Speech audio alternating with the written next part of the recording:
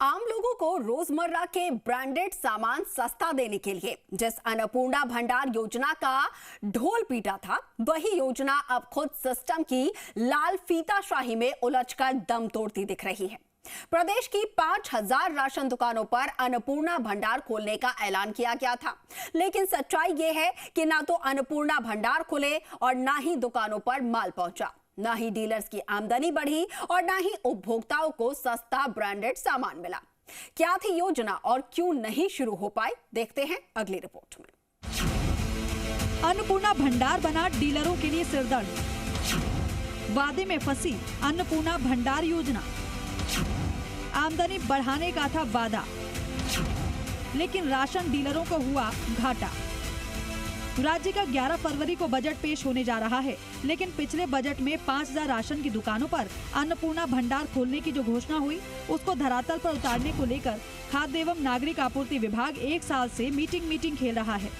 प्रदेश की 5000 राशन दुकानों पर अन्नपूर्णा भंडार खोलने की घोषणा बड़े जोर शोर से की थी। दावा था कि इससे आम लोगों को रोजमर्रा के ब्रांडेड सामान सस्ते मिलेंगे और राशन डीलरों की आय भी बढ़ेगी। लेकिन हकीकत ये है कि ये योजना कागजों और बैठकों में उलझकर रह गई है। कई राशन डीलरों से रजिस्ट्रेशन के नाम पर पैसे तो ले लिए गए, लेकिन महीनों बीत जाने के बाद भी ना तो भंडार खुले हैं और ना ही कोई कमाई शुरू हुई है। राजधानी जयपुर समेत कई जिलों में राशन डीलरों से अन्नपूर्णा भंडार के लिए 2500 रुपए तक रजिस्ट्रेशन शुल्क लिया गया। 8 महीने गुजर जाने के बाद भी राशन डीलर सप्लाई होने का इंतजार कर रहे हैं। ना कोई माल आया, ना कोई दुकान पर बोर्ड लगा और ना ही बिक्री शुरू हुई। डीलर्स का कहना है कि पहले ही राशन वितरण का कमीशन बहुत कम है। उन्होंने इसी उम्मीद में पैसा लगाया था कि अन्नपूर्णा भंडार से कुछ अतिरिक्त कमाई हो सकेगी, लेकिन अब ये पैसा भी फंसा हुआ है।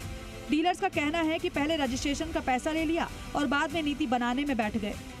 उन्हें महीनों से कोई जानकारी नहीं दी जा रही कि उनका पैसा कब वापस मिलेगा या कब दुकानें शुरू होंगी। जयपुर शहर में भी करीब 100 दुकानों पर इन्हें शुरू करने की बात कही गई थी, लेकिन विभाग आज भी उत्पादकों और सप्लायर्स से सुझाव ही मांग रहा है कि माल कैसे सप्लाई किया जाए। यानी योजना का ढांचा तय होने से पहले ही डीलरों से रजिस्ट्रेशन फीस वसूल ली गई है। खाद्य एवं नागरिक आपूर्ति निगम ने फील्ड स्टडी के लिए आपूर्ति मैनेजरों की एक समिति बनाई थी, ताकि ये देखा जा सके कि कौन से उत्पाद किस दाम पर और किस ब्रांड के लाए जाएं।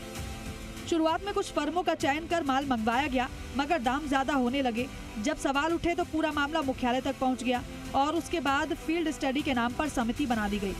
हैरानी की बात यह है कि समिति बनने के बाद भी अब तक कोई ठोस रिपोर्ट या सिफारिश सामने नहीं आई।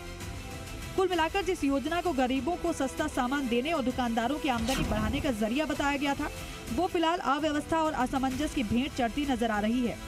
अब सवाल ये है कि क्या अन्नपूर्णा भंडार कभी जमीन पर उतर पाएगा या ये भी एक और सरकारी घोषणा बनकर रह जाएगी। दीपक गोयल, जी मीडिया, जयपुर।